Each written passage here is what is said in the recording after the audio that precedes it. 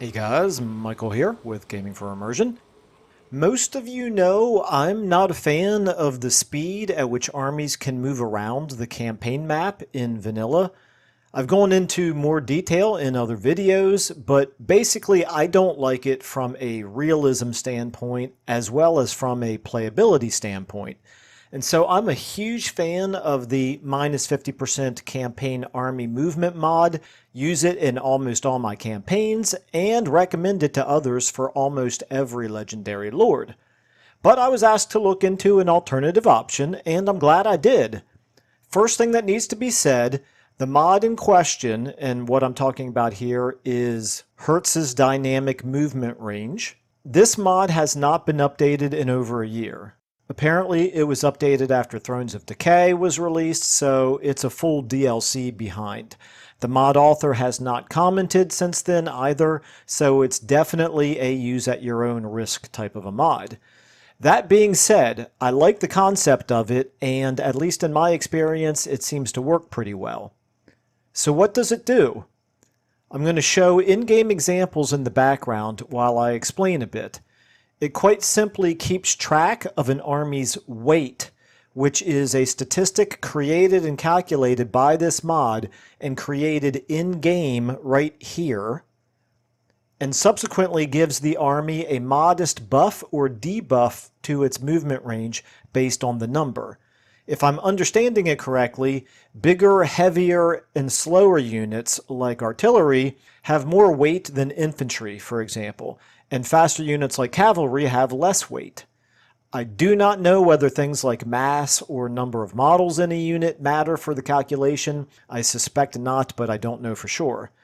And of course, fewer units overall will cause the army's weight to be lower, and thus its movement to be faster. In the words of the mod, a typical 20-stack army with a standard mix of types would wind up with a minus 5% movement debuff. Not something that's going to transform your game, but certainly noticeable in some circumstances. I think this leads to a couple of questions, like, is it useful, and is it realistic? For the first, I think it does add an additional level of depth to your decisions about army composition, and I've said many times that additional depth to decision making is generally a good thing. Is it realistic? Or at least within the boundaries of a fantasy universe like Warhammer? I'd say mostly yes, although it wouldn't be hard to come up with some exceptions. But if you'd like a little more meat to this answer, I thought it would be useful to add some context. Historically speaking, most armies were not a bunch of soldiers traveling alone. They traveled with vast supply lines and support personnel. As always, there are exceptions. The Mongols famously could send cavalry long distances with minimal supplies. Cavalry detachments in the American Civil War often went on raids by themselves. The German Blitzkrieg succeeded in France largely because the armor divisions raced ahead of everything else, things like that. But for the most part, armies had wagons that carried food and ammunition and camp supplies and often civilians of various persuasions. And hopefully you get the idea. An army didn't move at the speed of its slowest soldier, it usually moved at the speed of its support. I'm not going to read it all out, but I'm showing just a brief summary, AI generated of course, so take it with a grain of salt, of how support personnel played a role in the Middle Ages, just to give a sense of what I'm talking about.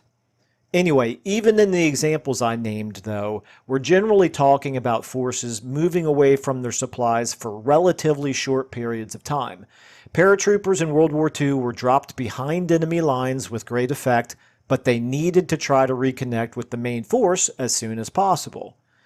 In that light, I like what the mod is doing, but I'm glad its buffs and debuffs are relatively subtle.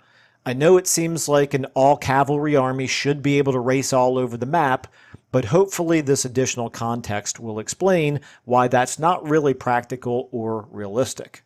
The other thing I have to mention is that this mod really doesn't correct the glaring problem in vanilla Warhammer that armies can move too far in a single turn. Now I know this is highly subjective and a lot of players, maybe even most, don't want army movement reduced, and I'll not reinvent the wheel in this video about why I think it should be. If you're interested in more on that discussion, I recommend a video I made a while back titled Digging Deep into Warhammer's Most Impactful Mod, which is all about the aforementioned minus 50% campaign army movement mod. But if you're not interested in that mod, I think this one is a good alternative to try. As always, if you have any experience or thoughts about this mod, or really anything I mentioned, please leave a comment. And with that, thanks so much for watching and listening, and I will see you all in the next video.